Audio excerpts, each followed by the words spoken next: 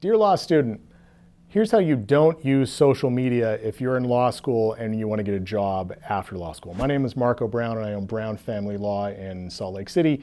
There are really two things that I'm going to talk about today. The first is just don't do dumb stuff on social media and then have it out there for everybody to see, right? If you got TikTok and you want to dance around a bit, that's fine. Okay, no one's going to bother you about that. But don't be doing crazy stuff on there. And you know what I'm talking about. Just don't do it. That is going to haunt you. That's going to stick around forever.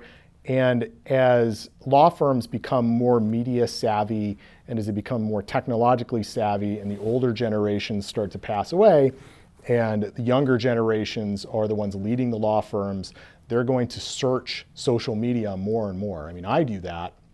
When we hire somebody, we go to their Facebook, we go to these things, and we see, because I really don't want to hire a Nazi or something, or people that just do crazy stuff all over the place. So we check it out, and that's going to become more and more prevalent, especially if you work for big law. They already have these systems in place. So don't be doing, crazy, offensive stuff on social media because it's going to stick around forever. And then the other thing, look, you have your political beliefs. And you have, whatever beliefs you have, that's okay.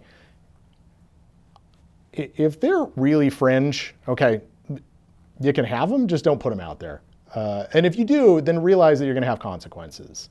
Okay, you're going to experience consequences for that. So you may think twice about how you want to present yourself and how you want to present your politics on social media, and then just realize that if you are living out loud in that way, that you're going to alienate some people. And maybe you're okay with that. Maybe you have always wanted to work for the ACLU and you couldn't care less about what anybody else thinks about you. So you say stuff that that the employers of the ACLU will like, and people who are slightly more in the middle or conservative are really going to get offended by. And you're okay with that. You accept that. But if you don't want to alienate people in the center and people on the center right or the right because they may give you a job, then maybe you should think about how you sound when you talk about politics or when you talk about social things on social media. So I'm the kind of guy, I tend to live out loud. I'm unabashed about these things. So I can understand that, and that's totally cool. But I also realize that if I ever try to get a job somewhere, that I would alienate a large swath of the population, probably both on the left and on the right, to be totally honest with you.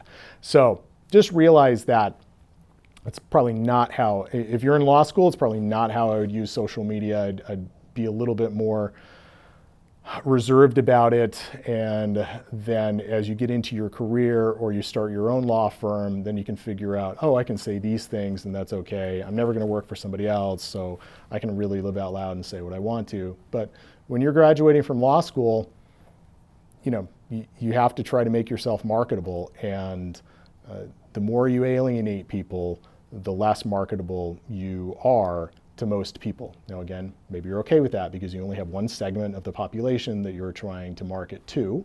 And if that's the case, then that's okay. But again, just realize that you're going to alienate, 90% of the other people that might not give you a job because they're going to check your social media. So those are the two things to really watch out for.